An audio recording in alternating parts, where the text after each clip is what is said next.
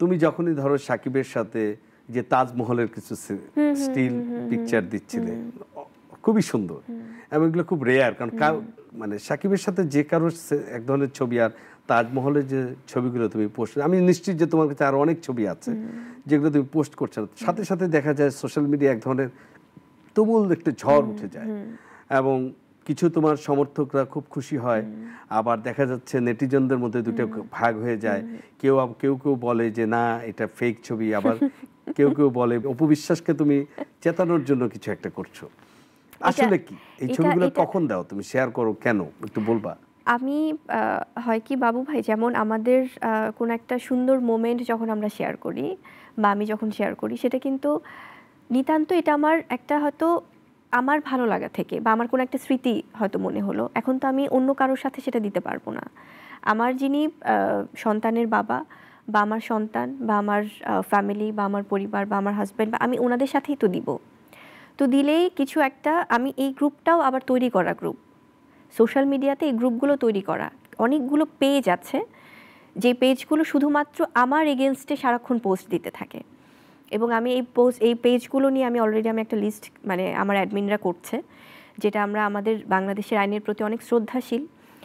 So তারা এটা বলেছে যে আসলে আপু আপনি কেন স্টেপ নিচ্ছেন না, কারণ এই যে পেজগুলো একটা ফেক ইনফরমেশন ছড়াচ্ছে,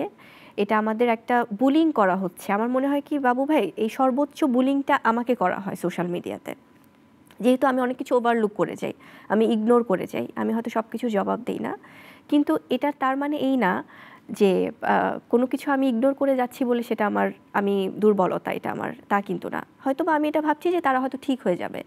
কিন্তু এই যে একটা সোশ্যাল মিডিয়া গ্রুপ, অনেকগুলো পেজ আছে যারা কিনা প্রত্যেকের সাথে প্রত্যেকের লিঙ্ক, কিছু কিছু পেজ যেগুলো আমি হয়তো বা এটা সবাই জানে, তারা একটা প্রপাগান্ডা ছড়িয়ে দেয়, এই ছবিটা তো এডিট করা, এই ছবিটা তো অনেক আগের। এবং যখন এই জন্মদিনে শেহজাদের বাবা যখন শেহজাদের জন্মদিনের কেক কেটেছে 21শে মার্চ, সেই ছবিগুলো তো আমি দেইনি, বা আমি আমার দেখা গেছে যে শেহজাদের দাদুমার সাথে কেক কাটছে আমি ওই ছবিটা পোস্ট করছি, তো তখন বলছে সাকিব তো বাসায় ছিল না, এজন্য বোধহয় বুবলি গেছে। আমরা তো সাকিব বা মানে আমাদের পুরো ফুল ফ্যামিলি সহ আমরা ইফতার করে তারপরে আমরা কেক কেটেছি। তো এখন ওই প্রুফগুলো তো আমি দিচ্ছি না, কিন্তু মাঝে মাঝে হয় কি তারা প্রমাণ চায়, মানে এই প্রমাণগুলো আমি কাকে দিব, তুমি কাউকে দিতে বাধ্য, এবং তখন বলছে যে সাকিব খান তো মনে হয় ইন্ডিয়া চলে গেছে, সে তো এখন পর্যন্ত ইন্ডিয়া যায়নি, সে তো ঢাকাতেই আছে, মানে আমরা যতদূর আমি যখন দেখেছি, বাসায় গিয়েছি,